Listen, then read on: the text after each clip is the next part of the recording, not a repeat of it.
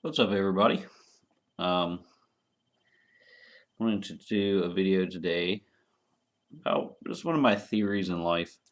And honestly, to me, it's not even a theory anymore. It's just facts. What, boo? It's just facts. Okay. Now this factual theory of mine is called, or what I guess I would term the gas tank theory.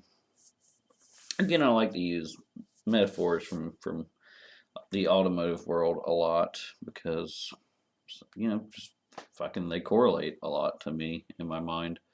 Um, anyway, the idea is that per day, I like to use a reference on a per day basis. You could use this per week, per year, whatever. Per day seems to be more easy to understand. Per day, you have X amount of fuel, i.e., your gas tank is full in the morning, and you have X amount of fuel to use. And then you have to start looking at where are you using your fuel. So let's say you have a highly stressful, very demanding, long hour job and you're using 80, 85, 90% of your fuel at work. Well, you have 10% of fuel left when you get back home or whatever else you want to do. So if you're in a job situation like that, you have let's just call it 20%. You use 80% at work. You have 20% left for taking care of yourself, i.e., eating healthy, going to the gym, mental awareness, mental health. You have that same 20% still left for your relationships, friends, family, maybe even taking care of kids if you have them. Also, out of that 20% is going to become taking care of your property. Are you cleaning your house? Are you doing the lawn? Are you maintaining your car? You get where I'm going at. So the general idea here is that you have to be very mindful of how much energy expenditure you're using on certain things. Now I use that work example, and that would be in my mind a workaholic. Somebody that works way too much, so much that they can't even take care of the rest of their life. When do they vacuum their carpets? When do they take care of their cat? You know, so on and so forth. Now, that obviously can go many different directions. Let's say, like the alcoholic, they spend 80% of their energy drinking, and then they don't have enough to take care of the rest of their life. So I think that's one of the big things in alcoholism is admitting that you have no control over your life. Well, they do. It's just the fact that they're exerting so much energy into other, into that one thing that they don't have the energy to put into other things, basically. And this also correlates to narcissistic relationships and why you were so exhausted and why your life was crumbling. It's because I know for me, and at least, most of us, and probably you, that you were exerting stupid amounts of energy per day, per week, per month, per year into this relationship, and you didn't have the energy to take care of yourself and do all the other things that you need to do in life.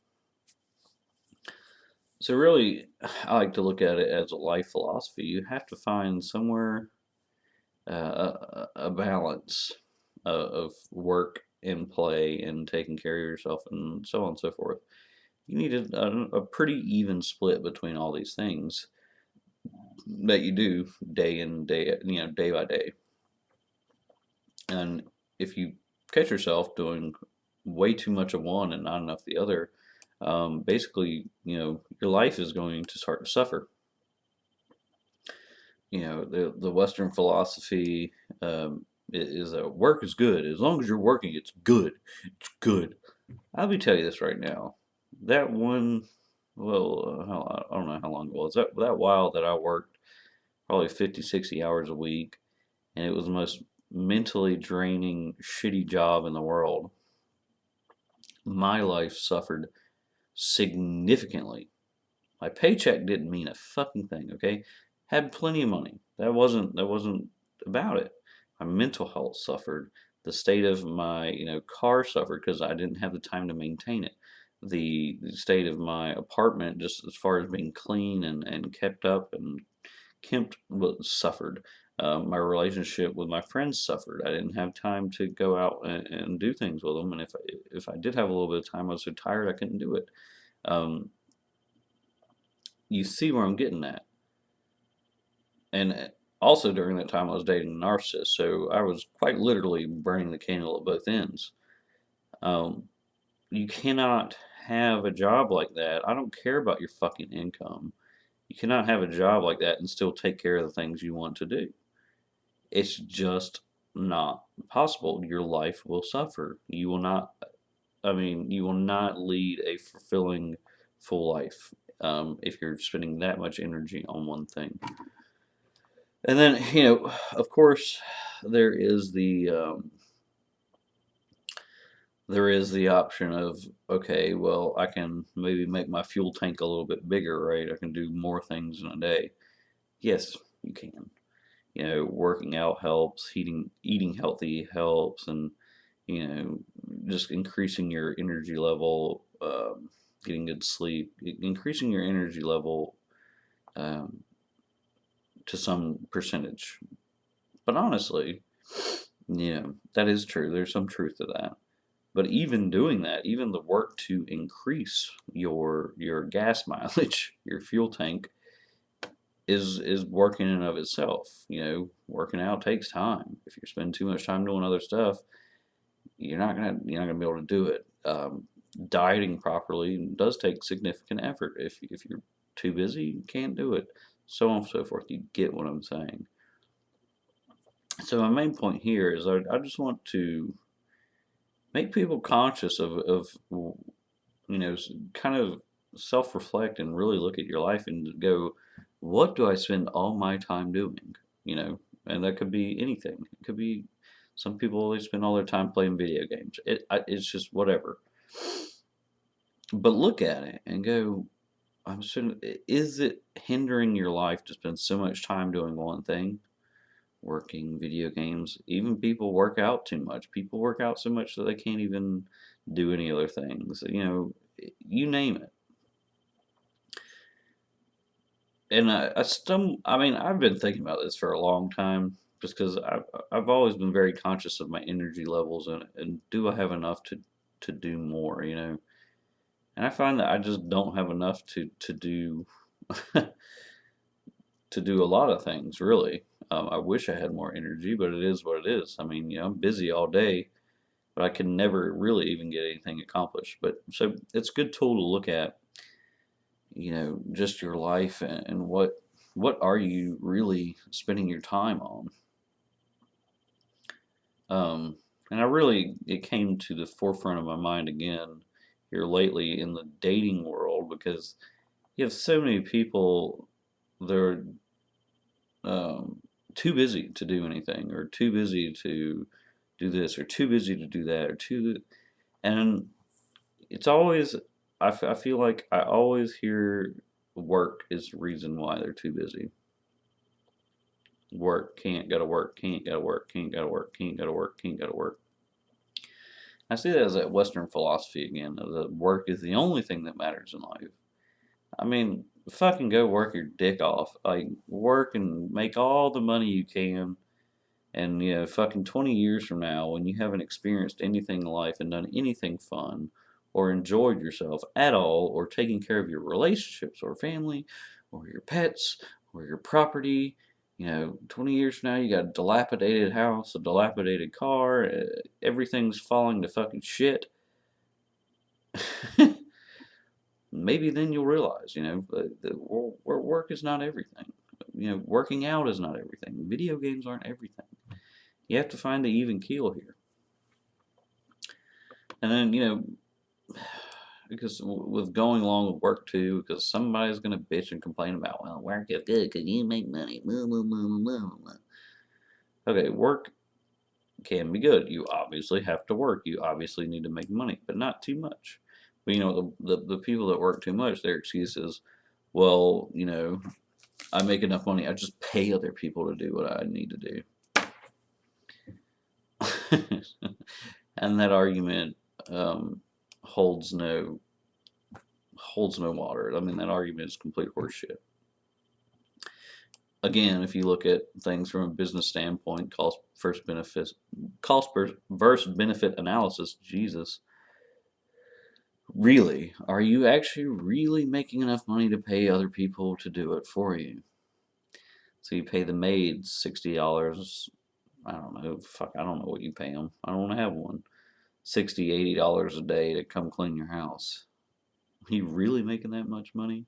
Maybe if you're making, several hundred thousand a year, that's feasible. It's only feasible if you make more poor. God, I can't talk tonight. It's only feasible if you make more per hour than you're paying out. As in people that, let's say their car's falling apart. Well, I just take it to the shop. I have them fix it. They fix it while I'm at work. Well, I know what the shop is charging, about 120 an hour. Unless you're making 120 an hour, um, you're actually losing money. You like you would be better off taking time off work and fixing it yourself. Granted, you knew how, right? Let's say you're paying the maid $80 a day, and some of these people are only making $80 a day. You would have been better off not even going to work at all and just doing it yourself. So I don't understand where the fucking disconnect is, and it's just really, really with Western society. Just pay everybody to do everything, rather than learning yourself and learning how to do something productive yourself. Just pay them. I'll just go to work and I'll pay them. Go to work, I'll pay them. And everybody sits here and wonders why their life is fucking miserable, why the depression rates are fucking skyrocketing, why health disorders are through the fucking roof. Guys, it's pretty fucking obvious. I mean, I've made at least 5 or 6 perfectly feasible on spot points about why America's so depressed and fucking disordered. Uh, I don't. Apparently, people haven't taken the red pill and just woke the fuck up yet. They want to stay in their little fake comfort alternate reality world. No surprise there. Must be nice to be an ignorant shit. But what can you do?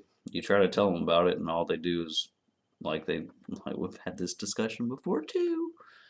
You try to waken people up, and all they do is go into their rage, trying to hold on to their reality, just like the narcissist goes into a rage when you present them with reality. Uh, the world's.